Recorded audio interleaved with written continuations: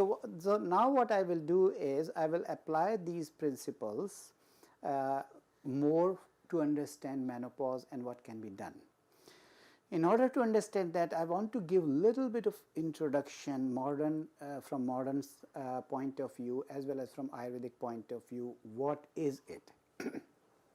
This is very significant, particularly for women age, and we know that in women age or men there are phases. So from birth around 12, 13 for women particularly, because of surge of some hormones which are progesterone and estrogen. So then puberty starts. Puberty means the periods start.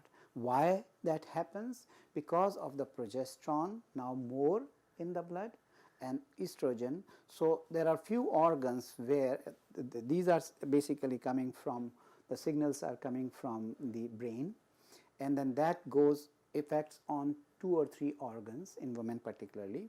It affects on the breast, it affects on the ovaries, and it affects on the uterus.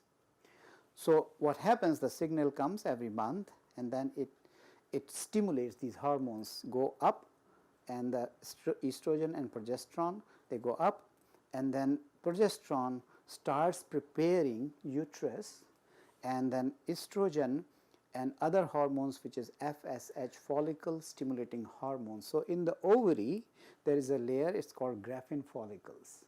So they are like finger-like projection in the ovary. Yeah. So this FSH, follicle stimulating hormone, it increases and these follicles start swelling. And then there is another hormone which is called LH, luteinizing hormone. So this one of the follicle converts into one round thing called corpus luteum, and that is happening because of LH increasing.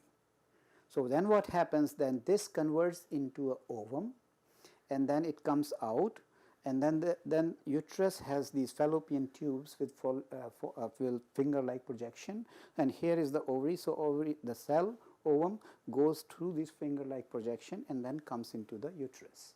But during this time, the progesterone is increasing the circulation in uterus wall, and it starts swelling. And then what happens? Now, and the ovum is coming into the uterus. Now, if the sperm comes and fuses, so then what happens? Then that fusion, now the wall is ready to receive it. That's why circulation was increasing, blood supply was increasing. It only sticks there if the fusion has happened. Yeah. If fusion does not happen, then it cannot implant there. So what happens is the swollen capillaries in the uterus wall, they break. And that's why some women who have symptoms around this time, this is just before the periods, right? So if it doesn't implant, then the wall breaks, and then what we call as menstrual fluid or monthly period. It has the ovum, it has some shredded wall of the uterus, and it has some blood. Now that is the normal. So what happens around age of 12 or 13, sometimes it varies, these hormones go up, and then they continue from that age for whole phase for say 25, 30 years, sometimes 35 years. Yeah. As long as these 4 hormones, key hormones, which is estrogen, progesterone, LH luteinizing hormone, FSH, they are at their optimum level. And they each have a different optimum Each level. have optimum level. Yeah. Now what happens at the age of, in North America, these because it's different in India? some places it is different. Oh, okay. Yeah, some places it is different. So the average age in North America, it depends upon the lifestyle. It depends upon how much people are dependent on using tools and how much they are dependent on doing the day-to-day things on their own. Right? And different postures and different kind of yoga postures that people have naturally in their life. So that helps. But what I'm saying is that because of these hormones at some stage, sometimes around 40, 45, like 45.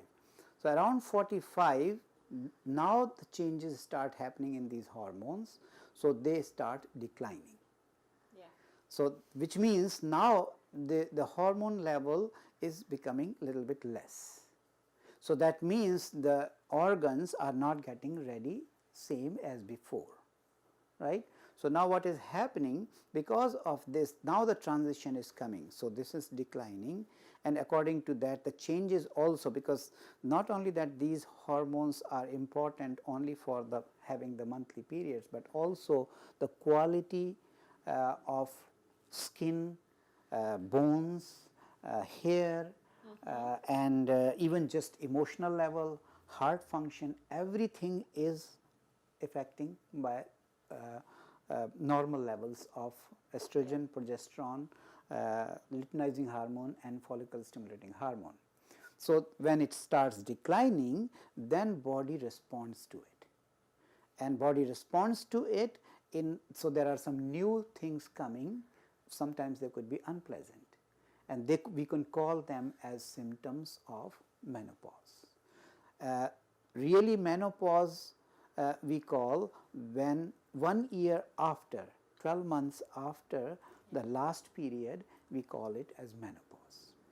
But the symptoms already start fluctuating much before that, which means like a year. For some women, it can be 5 or even Right. to 12 years, 12 Right, years before. right. And as you can see in this graph,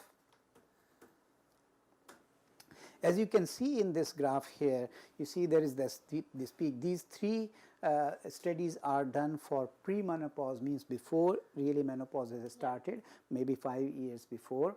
So you can see the peak here, blue dotted peak, and then you can also see this undotted but blue peak. Yeah. And this is 6 times, so which means 6 months. Yeah. And then you can see the red one, undotted one, and then there is also dotted one, which is for the estrogen and FSH, follicle stimulating hormone. So you can see that the peaks are much high for all 4 of them. That means the functions of estrogen, progesterone, and follicle stimulating hormone and LH, they are fine. But then you can also see just in the slide below that is perimenopause, just before menopause, we can say 1 year or few months before it. So then you can see all jumbled up, everything is just in the matter of 6 months there is no pattern that you see. It's In like the- rock and roll. Right. Before that you can see all, there is a symmetry, there is a regularity. Yeah, and you Right. mentioned that before that period, it's the eyes or even higher. So here you can see that all erratic production within 6 months, everything, and that's why the symptoms of this will be hot flashes, the sweating in the palms, waking up in the night with hot flashes, sweats, and change in the moods, irritability. Yeah, mood swings. Yeah, mood swings, yeah, those things. Sometimes some women start accumulating fluid, so retention of fluid, and then that makes them gain weight. Sometimes edema, dryness in the skin, itching, vaginal dryness, all those things start happening around this time, perimenopause. Okay, palpitation. So these are the symptoms that will happen. In the post-menopause, you can see that all those 4 dotted red line, dotted blue line, and the unbroken red line, so they are all settled. But what it shows is now the symptoms will be settled here, but on the other hand, they are low in their, right? The level changed. Level changed. So level changed from the peak to But flat. it's always the same. It's always the same. Okay, excellent. Right? So you can see here this, and then now the same, we try to understand this fluctuation or cycle of hormones starting from puberty to the middle age, and now into the 45-50, and then into 55-60. So at 60 they all became settled but low.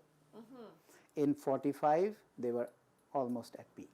So in between phase is more of the sometimes for some women can be really challenging. But I want to assure that Ayurveda has so many good solutions by simplistic understanding of this phase in terms of Vata, Pitta, Kapha, and then adjusting diet according to increase or decrease of one of other can help to make this transition very smooth as well as not problematic but more enjoying.